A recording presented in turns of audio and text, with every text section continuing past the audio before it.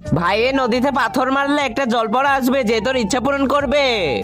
আচ্ছা এখনই ডাকতেছি। পাথর কে মেরেছে? আমি মেরেছি, আমার ইচ্ছা পূরণ করো। আমি অভিশাপ দিচ্ছি তুই ড্রাগন হয়ে যা।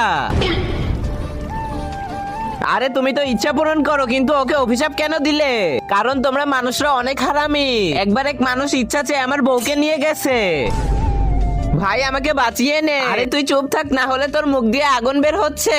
ঠিক আছে ভাই, তুমি যেটা বলো। যদি তোমার বউকে আমি এনে দেই তাহলে তুমি আমার বন্ধুকে ঠিক করে দিবে। হ্যাঁ ঠিক করে দিব, আমি এখনই আসতেছি।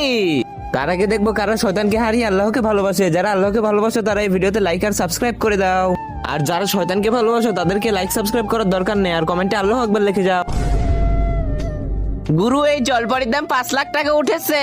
এই নাও 6 লাখ।